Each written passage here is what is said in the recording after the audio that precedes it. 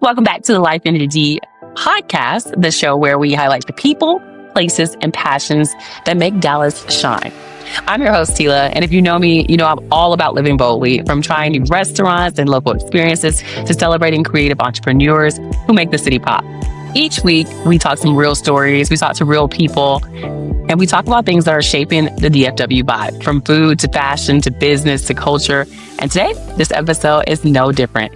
Today, we're diving into the world of luxury with purpose. My guests are the powerhouse mother and daughter duo behind Ravish Mi, a Black-owned handbag brand that's redefining bold style right here in Dallas. My name is Carolyn. Actually, of course, we're the business Ravish Mi. We're a mama-daughter duo. Actually, I have two other girls, so they're actually in the company as well. So it's mother and daughters. So, very much a family business. Yes, it's a family business, and we're just trying to grow together and just work it and get as much momentum and much exposure as possible. That's why we thank you for having us on this platform and being a part of our journey. So my name is Cedricka. I also go by Andrea, which is confusing. So Cedricka, I'm a music artist. Okay. And Cedricka is my stage name. Okay. But I go by Andrea casually, and in business it's just easier and smoother. But yeah, so when we started this business as Ravish Mi, it started in 2021 of December 12th. And we made our first purse design together as a team. She took a boot, like an army fatigue boot, and she cut the top off, and she turned it into a purse. And I was like, okay, what if you put a gold bar handle across it? And then it sold the first day we posted it on Etsy. And so we were like, okay, I think we have something. And we just started creating more and more and more. And what we were doing at first is we were repurposing old bags. We were taking them and repurposing them and making cool things out of them. And then she decided to take a leather making course, and there was a mentor that took her under his wing. And so she started sewing like only leather goods. And so then we formed into an only leather goods business. And that happened within like 6 months. And so we were like, oh my gosh, like we went from repurposing little bags and kind of doing this as a hobby, and then it turned into like we have a business and people. Yes. And then we did our first runway show. It was such a blessing. She's been connecting with so many beautiful women in Dallas and that are willing to help. And she gave us her Miki Salon. Shout outs to Miki Stevens. Yeah. Okay, you guys make sure you get over there. Yeah, she basically opened up her business to us and allowed us to have a fashion show there pretty much for free. And we split proceeds with her, like things that we made with her. And we had our first fashion show. And I mean, we sold like a couple $1,000s just at our first fashion show. And we were like, oh, this is actually, I think we have something. And so this was a mixture of new bags that we were making and then some of our old product. And then we decided to completely go 100% leather. So we sold out of the things that we were making in the beginning. And now we had our most recent fashion show, and we've got custom orders and things like that. And so it's just been we just can see such great potential in this business, and we're just excited to watch it grow. And so it was something that just came to be. So y'all backgrounds are actually like very different, right? Y'all never really set out to do the person. Can you talk a little bit? No. I feel like y'all both are very creative people though, right? It's the creativity. Yeah. Well, I would say that, so I studied fashion apparel design and I got my bachelor's in fashion. And then she got she just has, 15 years of experience in sales, and she did 10 years as a gemologist.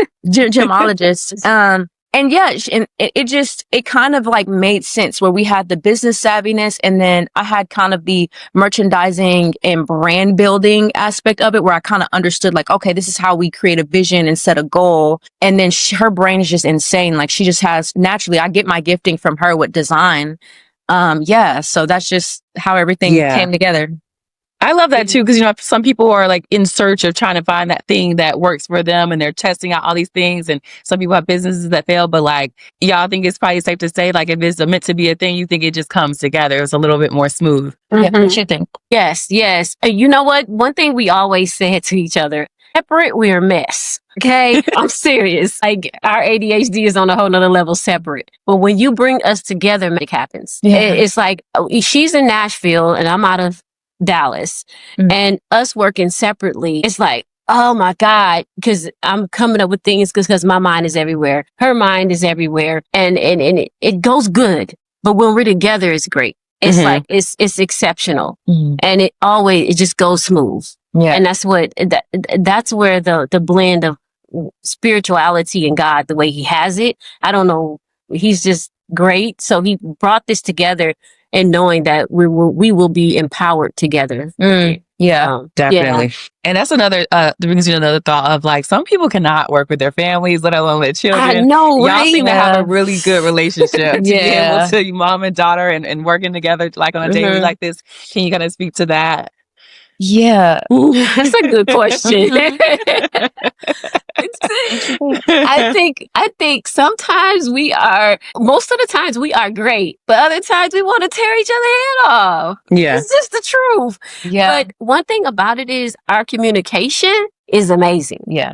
And our accountability is amazing. It doesn't matter that I'm older and she's younger. We're equal in age and partnership when it comes to this business. Yeah. So her matters matter just as much as my matters. It's not like, do this, you're my daughter, and do this because you know, all of the titles are wiped away when we're handling business. And that's obviously, it's give and take, right? That's a struggle, right? Because when we first started the business, it was natural for me to just take orders from her because this is my mom. You know what I'm saying? Yeah. I've been doing it my whole life. And of course, if I've been a manager over retail stores and things like that, where it's like, okay, no, I'm the boss and I'm not going to let someone who works for me just tell me what to do. You know what I mean? And boss me around, right? But in that same regard, like you have to be a loving leader. Yeah. You can't bulldoze and you can't basically your compromise is the love you share first. Like you always have to lead. The greatest leaders like lead in love, even when they're stern, assertive, and they're making like different demands and things like that. It's always coming out of love. And I think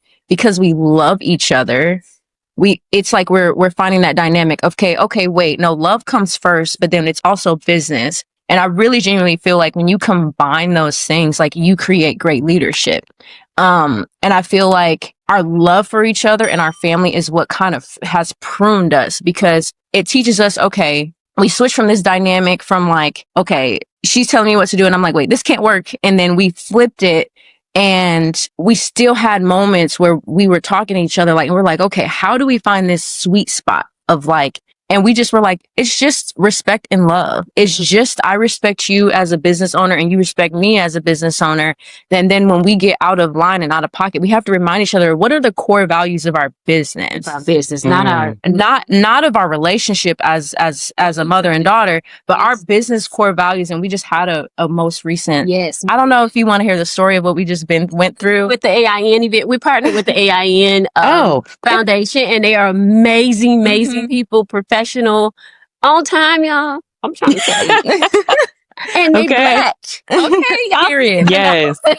So they are T. Okay, so the AI, shout outs to them, kudos to them. But we just experienced the event with them, which was amazing. Yes. But she's gonna also share the details of our interactions during that chaotic event. So this is the reality of family business. I'm just gonna give you the reality. We have my little sister. She was helping us she was our cashier, our assistant, and she decided to make a prior like a dedication to watch an 18-month-old child while we were in the midst of all of this. So we had a hotel book and we had all these things. And so just to keep a long story short, she brought an 18-month-old and now we're all babysitting during the event.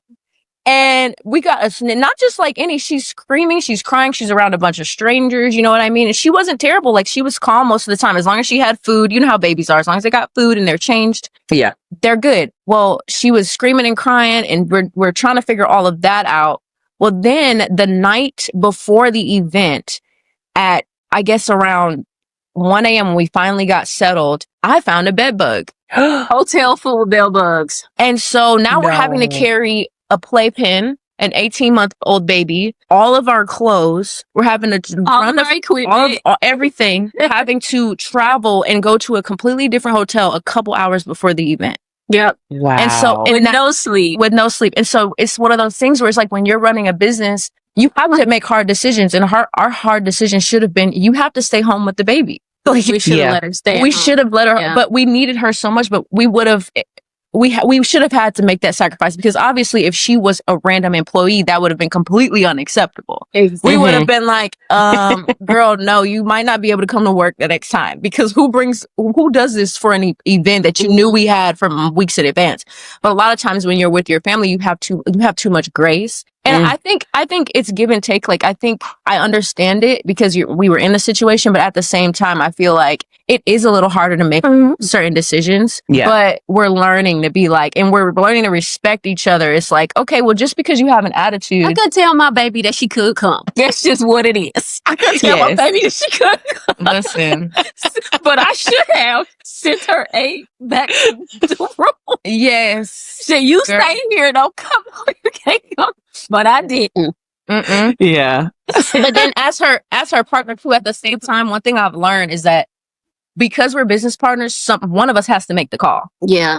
And this is the thing, is that I was telling her the other night, I said, hey, we have to respect each other when we make the call. But if one of us ends up making a mistake, then we have to let that person make that mistake and not try to micromanage.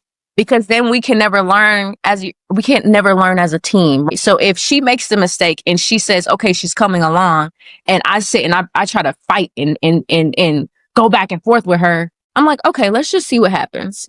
And then we see what happens, and then we're like, now see, this is why. You know what I mean? Yeah. And I think, and even in little decisions, like we were talking about little things, like, should we get different cups? Should we do this? And it's those little decisions where it's like, somebody just got to make the call. Just make the call. And if it doesn't work, it doesn't work. And we just got to keep moving on. And not spend a whole lot of time going back and forth. And with families, a lot of times I feel like when you're doing business with them, there's a lot of back and forth, and you don't have time for that. And at the same time, it's still all love and it's still all business at first and foremost, but you got to let the people in your team make mistakes sometimes, like on it, so that we can learn, you know? Yeah, definitely. Do y'all ever feel like y'all get to separate the work partnership from like family, like, you know, like Thanksgiving or Christmas? Now we just family, we're mom and daughter, we're not business partners. We talked about that. Find that y'all are like mixing them all day, every day. So she might have a mouthful for this question. Yes. This one right here, it probably has the most hard time with that. And she's just so passionate about this business that sometimes she got, because I know this time, I mean, all of us were together, me, my sister Ashley, my sister Lysandra, it's all three of us, and we don't get to do that. Like, I can't remember the last time that's, because we're all in different cities. And so for the first time it's just so exciting when she's just like, okay, so tomorrow for this business. And my sister was like, oh, we're not doing that. We're eating dinner. She's like, no. I think because she raised us to be so like vocal, and she actually respects, and so she actually has always respected our voices and our perspectives and our opinions, that having a business is easy, because it's like, if we speak out, she's not prideful. So if we say, okay, no, this is not the right time, we're not gonna talk about business right now, she's like, okay, and then we just move on. But doing it again. Huh? Yeah. But it's just, it's an ebb and flow kind of thing. Yeah. And that's awesome. What is as far as the purses and your bags and stuff, where are y'all getting y'all like inspiration from? What kind of things like inspire y'all to create some of these bags? I looked at the website, of course. I love the bags. They are beautiful. Thank you. And so like original. I'm like, I've not really seen anything like this before. Oh my gosh. God, I don't like pushing God out there, because he is who he is, but he is a part of me. So he a part of my story. Oh, goodness gracious. Bless you. Me, when I come up with my designs, and it could be in the middle of the night, like literally, I could be walking past something and say, oh, that's it. It could be in that day, I can see an object, I can see something and say, that's a bag. Yep. And if I don't get that out of my head by the end of the day, it's going to be a problem. Like I can't sleep. I can't focus. I have to get this out my head. So my designs come from sporadic creativity. It just comes to me sometimes. I honestly, some people as artists or even designers look at other designers and their designs. Mhm. I don't do that. I don't personally do it. I don't go and search up Marc Jacob or Hemi's bags, or I don't do that. It's not nothing wrong with it. I'm not saying something's wrong with it. I personally don't do it. It's just stuff that comes to me. That's how I know it's God. You know what I mean? I don't seek out and search out, I gotta do this. This is the bag. I'm staying up all day trying to sketch something. It just boom. I can see a piece of fabric and I could just get the sewing and it just come up. It's just what it is. And I think that's why it ends up so sporadic and the designs end up so like, you just don't know what's coming. You know what I mean? And I feel like for me, she and I have a similar design technique, but for me, it's spirit of moment. But I also look at my environment. So if the certain shapes I see, I'm like, wow, what if that shape was kind of a person? So I kind of like, I'm also a design editor. So if she comes up with a design, I will be the one to pull up Marc Jacobs and say, hey, this is actually similar to this. What if you mimic this structure in a sense, because it will kind of help make this bag functional. And so I will kind of like take her ideas that are just like out of this world and then kind of bring them home a little bit and say, hey, what if you balanced it here? Or what if you did this here? And we kind of do the same for each other. If I come up with a design, she'll be like, oh, this is lacking. This is needs to be like this. So we'll kind of bounce off of each other. And so there's been times where she's like, because she's our sewer for the most part, she was mentored by the leather craftsman. I'm out of state. So I get to design on paper and design with different ideas, but she can just like do it right then. And so sometimes she'll be like, boom, I did it. And I'm like, wait, that is beautiful, but I'm like, did you already put the hardware on there? I'd be like, and you want me to take this apart? And I'm like, you don't have to change this? Not gonna happen. Because I'm like, well, how you gonna put your hand in it? And I'm like, cause they gonna have to do this. They gonna have to stuff it in there. Cause I just feel so what I love, what we accidentally did. I think what we accidentally did is we basically make couture product. That's basically what this is. It's avant-garde. And I've watched things go down the runway every fashion week, and I've seen avant-garde purses, but I've never seen them on a commercial front where we're trying to get avant-garde bags to the masses and make them just common. And so that's where our brand for bags is a little bit unique, where we're not trying to make it, it's up here, it's inaccessible. Yeah. We're trying to take our pieces, make them functional, of course, and then give them to people to say like, oh, they have something unique, different, high quality, and at a decent price that they can like brag about and be like, and walk in a room. They don't have to wear anything crazy. They just like, I'm gonna throw on this plain maxi dress and I'm gonna throw this bag on and everybody's gonna want to talk to me. I'm shy. I don't even have to approach people, but someone's gonna walk up to me and say, what is that on your shoulder? And where did you get that? And be able to start a conversation. Because the bag because I saw that on your website. That's your logo, right? Yeah, the bag is the outfit. Yep.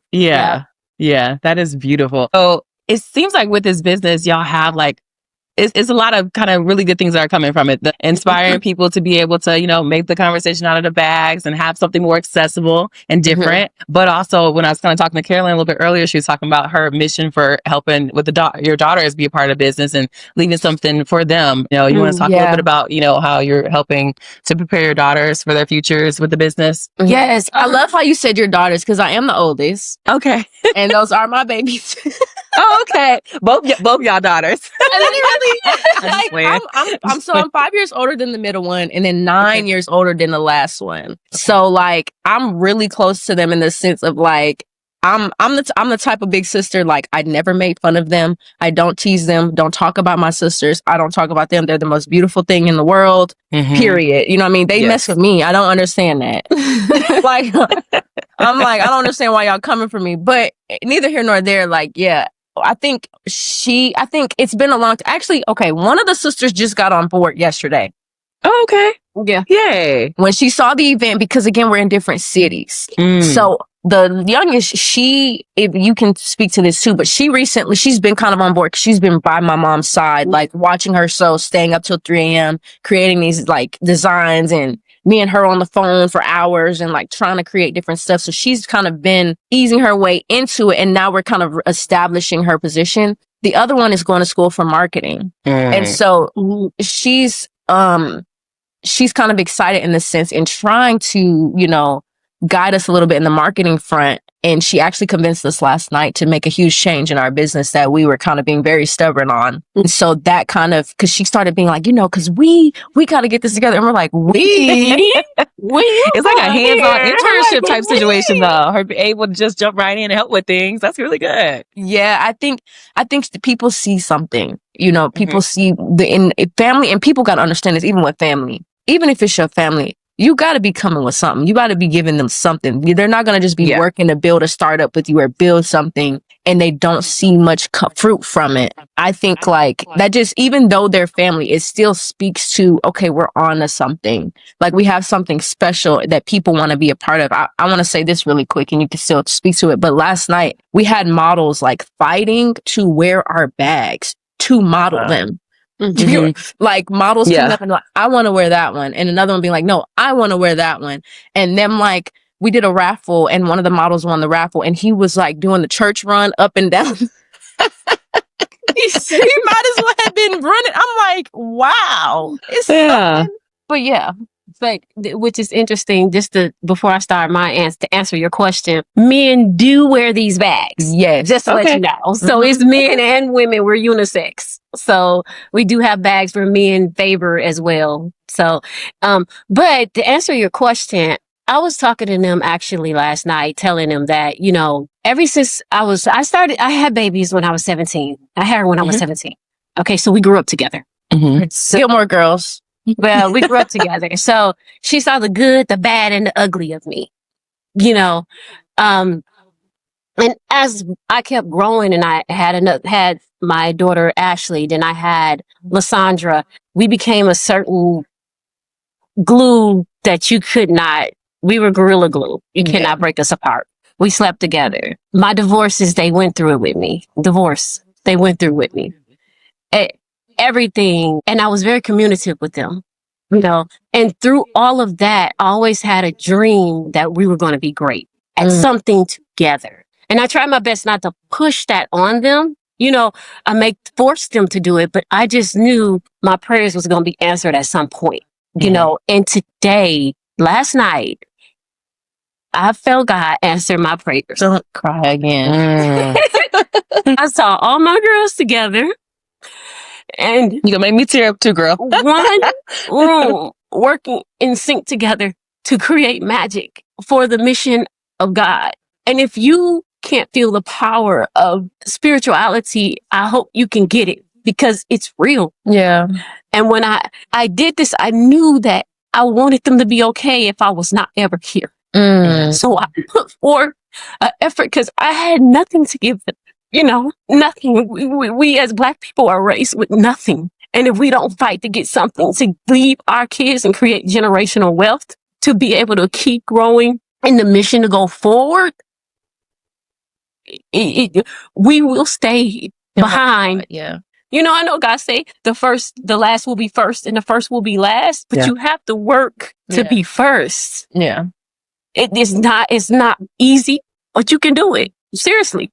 And having kids as a mom and going through this and having such a loving support family. My mom was great, but it was me and my girls. Yeah. Yeah. And that's just what it is. And they're beautiful. And I want to see them shine if I'm here or not. So I want to leave a legacy for them, for generational wealth, for my grandkids. And this is important to me. So this is why I started and I knew that the only way these girls, because remember I raised them independent, so they're opinionated and they sassy and they spunky and they're all go-getters, but that don't mean that they're going to join me. Yeah. And so I encouraged them to be independent. So I didn't force them, but the only way I knew they would do it if I showed them it was possible. Yeah. So I started the master class. I joined her. I'm her music manager. We have a company called Free 5 Records as well. I'm her music manager. I joined her to show her I had her back.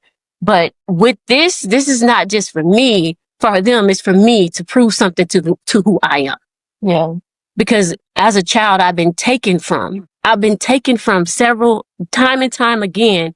And I've given everything of me to other people, but not enough to myself. So this is also something to prove to myself that I will make it. I can do this. Mhm. I've already made it. You know, I'm already the stuff. I'm just gonna let y'all know that. Right? Just say it. But I'm proving something to myself I'm gonna push myself to the limit till I don't have nothing else. And I need my girls to see that. I need them to see a fighter, because that is the only way people understands psychology. The mind has to see things. Yeah. Mhm.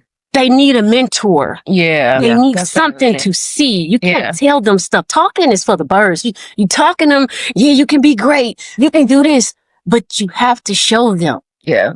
That's the only way it embeds into their head. And that's why I choose Ravish Mi. We sat up all night trying to figure out this name. We looked up words and dictionary. Oh yeah. We do all this. And I don't know what I said Ravish Mi. what about Ravish Mi? I said, what if we change the E to a I? Yeah, yeah. It's like, nah, that's what we're going to do. We're going to ravish the world, baby. That's beautiful.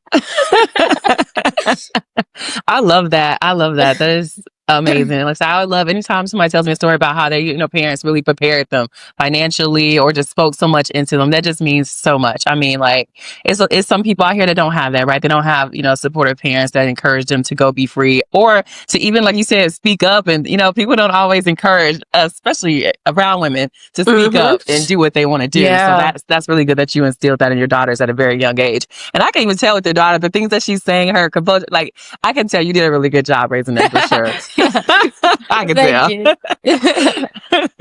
Appreciate so that.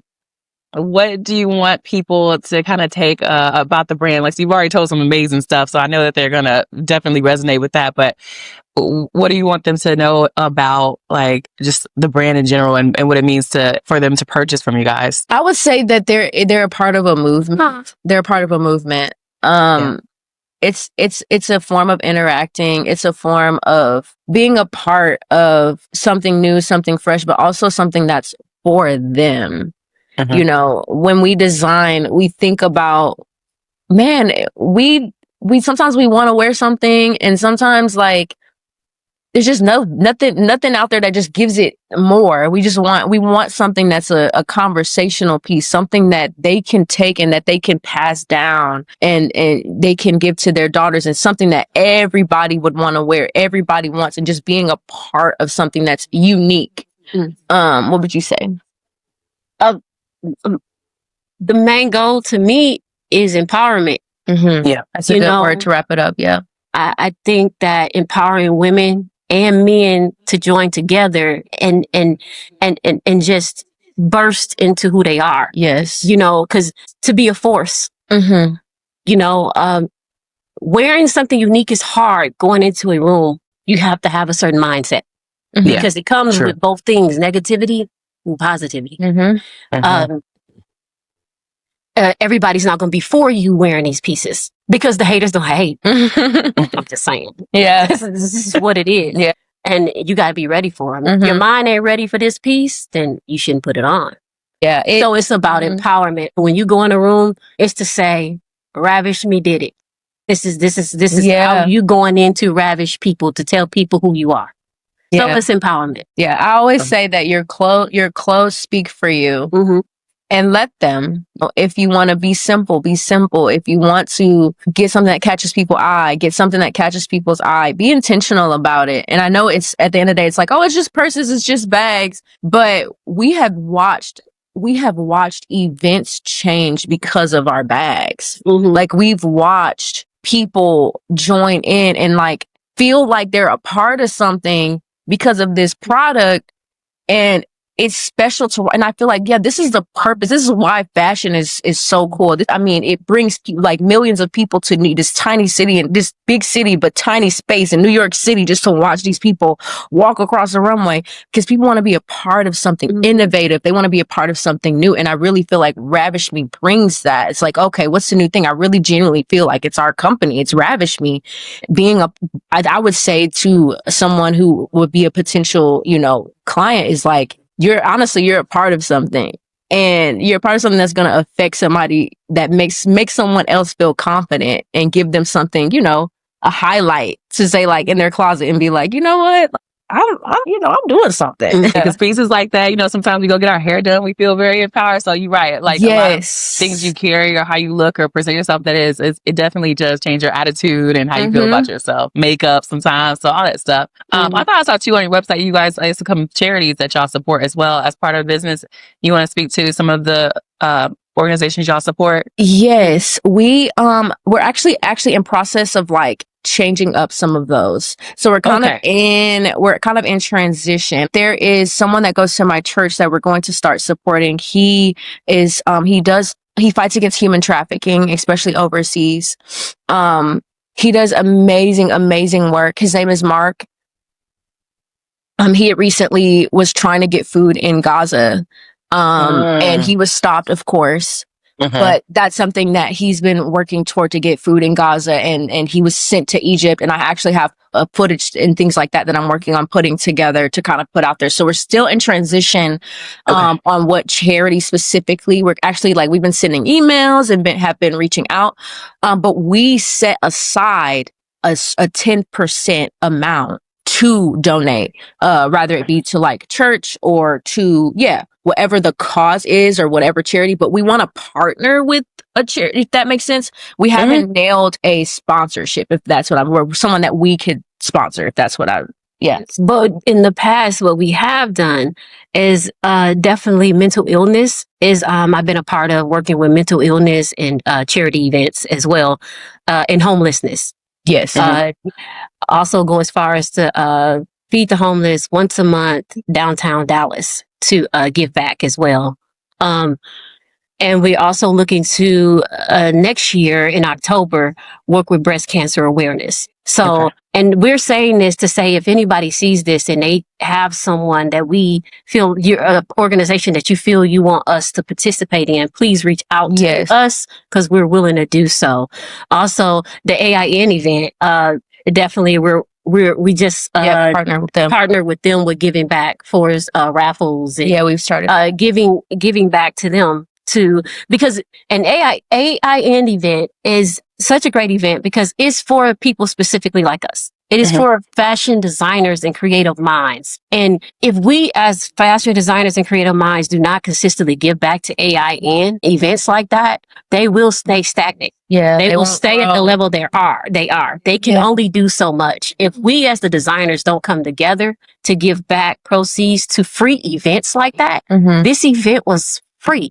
This was a free event for a designer to actually expose themselves in the light of humanity. I was going to say, do you know the name? Because we also do we do auctions. So we'll give away a bag. We've done a couple auctions where we'll give away a bag to auctions. The Women's League Ball. The Women's League's Ball in Rockwall, Texas.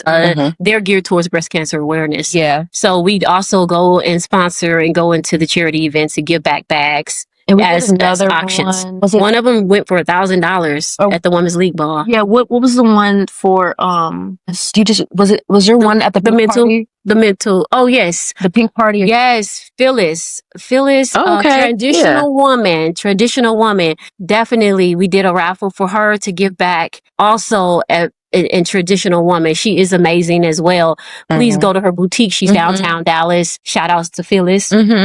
That's my girl. So she's supposed to come on too. So you tell her, remind her to come on. You tell her, I shout her out and tell her she better not forget about me. But we're definitely. But thank you for pointing that out, because I want to be more specific on our website about the things that we support. And there's a lot of things that we're still in transition because we're so new. But we really have been looking to build. I know human trafficking is one that's a big part of my heart. And that's one that I wanted to support. We're actually going to have in January, we're going to have a fashion podcast where we're going to bring on a professional stylist that's local to me in Nashville. Mm-hmm. And we're gonna charge a ticket. We're still not sure on the amount because half of that is going to go to the human trafficking organization, and then the other half is going to go to the stylist that's coming to give the free tips. Well, not free tips, but to give the tips, And so we're still working on that, but that's coming in January. It's going to be a Zoom call. We know it's going to be cold, and so I thought a Zoom call would be great. We're going to do, of course, we always love doing giveaways and raffles, so we'll be doing that. And I think it's going to be a fun time. We always get asked, because our bags are a lot at first, right? When you first see them, you're not quite sure, like, wait, what am I going to put on with that? And the answer for us is always simplicity. And it's actually for people who have simple wardrobes, because you want to just throw on a maxi dress. You want to just throw on some jeans and a shirt, but you also want a little something else. And so I think like having a stylist kind of show like, hey, this is how you get dressed. And this is for different body types and different events. And then, hey, if you add the bag, this is how it will look. And that's a great idea. Yeah, because a lot of people they love our bags, but sometimes they're just a little bit overstimulated by it. They don't know. They're like, this is a lot. I don't know if I could pull it off. But then that's why we get such a great reaction during runways when we do an actual walk for them, because they're like, oh, that's how it looks when it's on someone's body. I want that. So we kind of want to bring that same thing, but just make it more intimate. Yeah, and we're still picking the date for January. Or did we pick it? No, we haven't. Pushed it back because of the other fashion show. We had to. Yeah. Yep. Well, a lot of really cool things coming up. That's so awesome. Yes. Do y'all want to tell people where they can reach out to y'all? Like what your Instagram or TikToks, or you want to shout out y'all pages? Yeah. So ravishmi.com, RAVISHMI.com. And then we have our Instagram, which is ravish.me. Those pretty much are the two things we operate from right now. We're still, expanding our horizons, but that's pretty much it to find us. Pretty simple. Mm-hmm. Okay. And they can shop directly from your website or Etsy as well still? Or they can, so you can shop directly from my website, but remember my mind is creative. So I'm creating like this. So you can also call 430-280-6423. And ask me, and we can shop actually over the phone if you want, what I have new that I haven't posted yet. Mm-hmm. Because the bags run so fast, I'll make something and it ain't even posted yet. But then it's sold before I can get a chance to even post it. So it goes that fast. Like I'll make them and then if I send it, I'll wear it, show it to a friend or something, in the bag. It's gone. Yeah. And so so I didn't even get a chance to put it on the website. And we're working on that format. Okay, guys. Okay. It's not going to be forever, but this is just, she has this machine. Okay. And I can't stop her. So if y'all reach out or send a text, it's still also, or you can also DM us on Ravish Mi too. DM us. And say, hey, I'm interested in a bag. Like, is that, you reach out to us. You can DM, you can purchase directly from the website. If you see it on somebody else and you don't see it on a website, take a picture of it and send it and say, hey, do you have this bag again? And can you make it in a different color? We do custom as well. Yes. Yeah. Okay, perfect. And then we will just jump into a quick little rapid fire, ask y'all a couple questions. These are going to be kind of Dallas specific, just to kind of add to the podcast. So like, what's your favorite spot to eat in Dallas? In Dallas. Okay, so I'm from Nashville, but I'll let her go first. Okay, in Dallas, my favorite spot to eat, y'all gonna be like, girl. Don't say McDonald's and then. I wouldn't allow that. I'd be like, are you my mother? What's that place Ashley always talking about? I've been there before. Ruth Chris and Eddie V's. Eddie V's. Oh, okay. I like Eddie V's. So Eddie V's be lit. And also I like Miami Vibes. They appetizers is bomb. Y'all better go see. Tell me. I like, you ask a food question, we could talk all day. Well, she took me none of there. She took me to none of them places, so we got to go today. I want to go to Ruth Chris because I ain't been there yet. Okay. How you gonna put me out there like that? I'm sorry. All right. Or Nashville. Nashville. Yeah. Yes, sorry. Nashville. Okay. I have my favorite right now is Maíz de la Vida. It's a Mexican restaurant.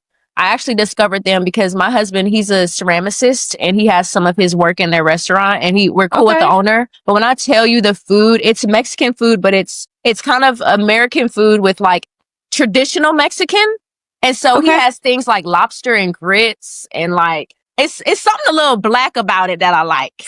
It's black. It's something a little more because be cuisine. No, lobster and grits grits gives very black to me. You know what I'm saying? Very like sometimes even sometimes he have some Cajun in there. Anyways, that's what I was gonna say. It's like Cajun, New Orleans type. So, yeah, it's kind of got like a Cajun. So when I say American, it's like it's not your traditional American. It's not Tex-Mex at all. You would be disappointed. She ain't took me there either. You ain't come to Nashville. Yeah. How I'm gonna take you somewhere and you ain't in the city? I guess we even because I've been there. I'm here. Right. Anyway, so yes, Maíz de la Vida is my jam. Okay, I'm gonna have to put that on my list when I come out there. We used to be in Memphis because I got family in Memphis, so we don't really hit Nashville too often. But I'm gonna add it back to my Memphis list. be that good food too. They got some good food. Memphis They do have some good food. They do. You know, I moved from Memphis Memphis to here. I moved from Memphis. I moved from Memphis to here. Yeah, we lived there for a couple years. My whole family's down in that area. So Memphis and Mississippi, yes, that's where we moved from. Yeah, my family too. So you think that Texas has better barbecue than Memphis? Everybody always try to act like Texas is better. I agree. Nah. I don't think so either. Nah. They don't leave it on there. They don't leave it on there long enough. Salting the goat. That's crazy. You can't leave the smoke. When you smoke it, you gotta smoke it for a long time. You can't just Memphis leaves it in there. They barbecue. Yeah.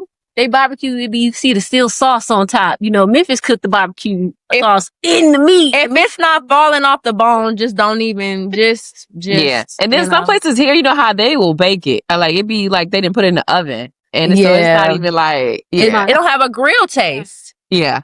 Yeah. True. Yeah. So who are some of y'all favorite designers though? What kind of brands y'all like? Okay. Okay. That's hard because I shop everywhere. Yeah. I just like unique stuff. I'm a thrift store shopper too. Okay. So I'll be in the thrift stores. I'll be in so it's hard to say who my favorite designer is. I do like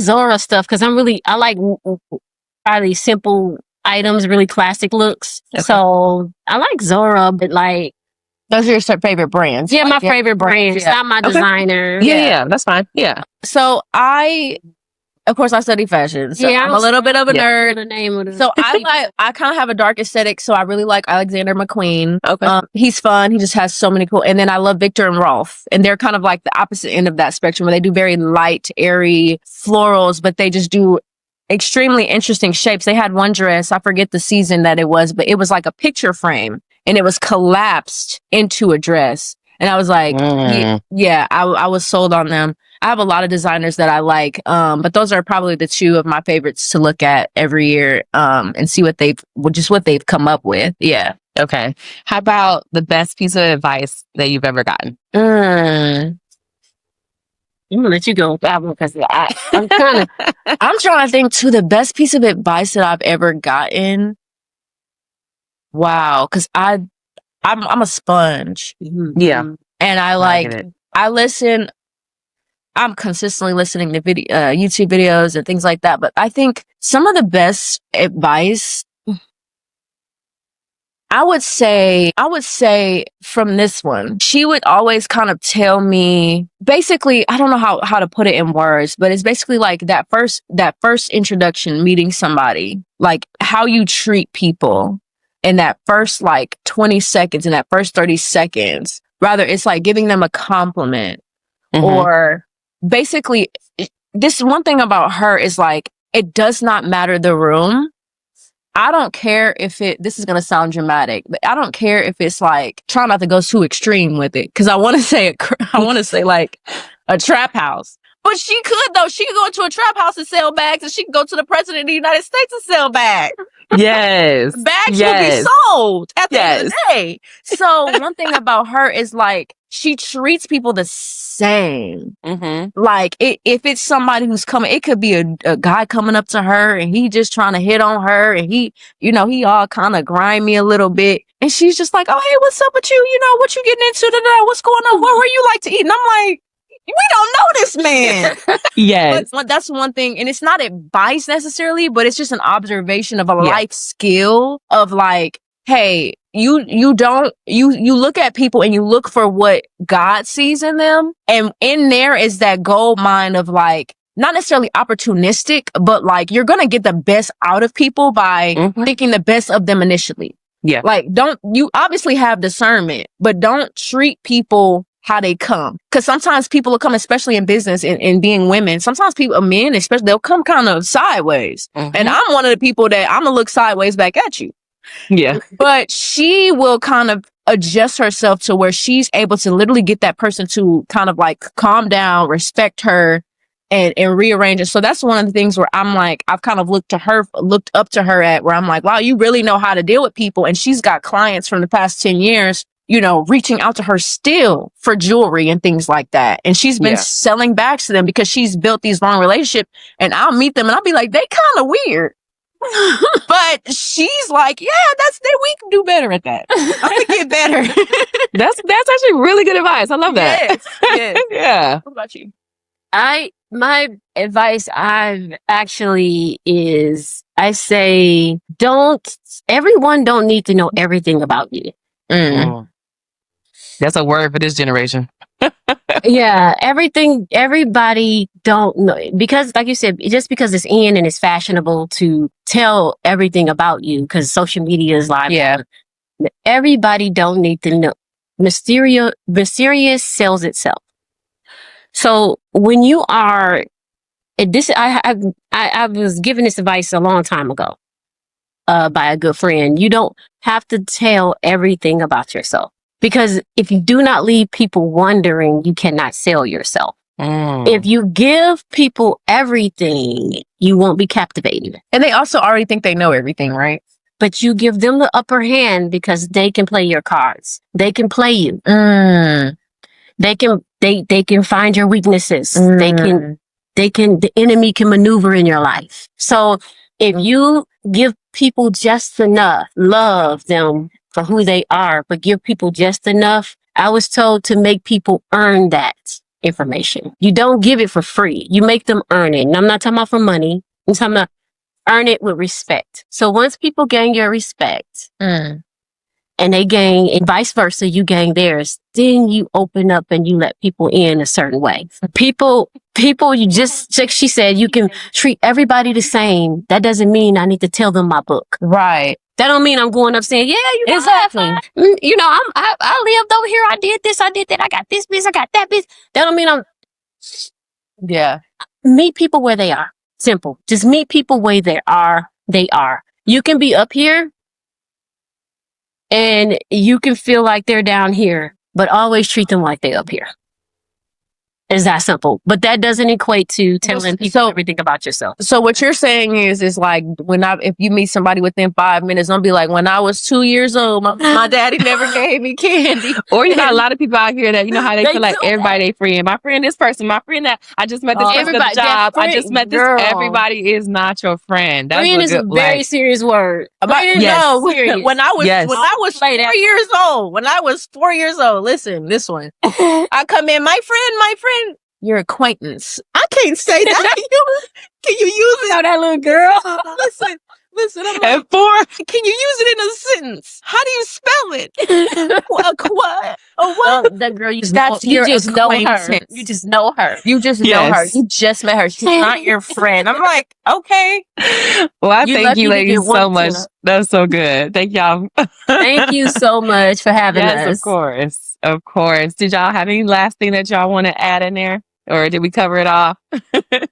No, just hit us up, DM us. Yes, m.ravishme.com, me with the I. That's not the website. That's our it's email. Ravish Mi. Well, that's my email. You can reach me there too. It's our website. No, give them the phone number again. Oh yeah, the phone number is 430-280-6423. Ravishme.com with the I is our website. Yeah. And you can find me in Dallas, her in Nashville. If this gets out to Nashville, she in Nashville. Yeah. Yes, and we hope it does. There could definitely need to be a part two. We also want to show off the bags and stuff. Next time y'all hold up some of this stuff. Oh my God, I didn't have the bags, girl. Well, now they're curious and they gotta go search it, and that's gonna help us with our algorithm. Yes. We should have some bags. She got it. And that is going to wrap up today's episode of Life in the D. A big thanks to my guests for coming on, keeping it real, sharing their beginnings on starting their business and everything else in between. I'm very, very, very lucky and thankful to have had a conversation with them today. Stay focused, stay grounded, and good things are going to happen because you never know where Life in the D is going to take you.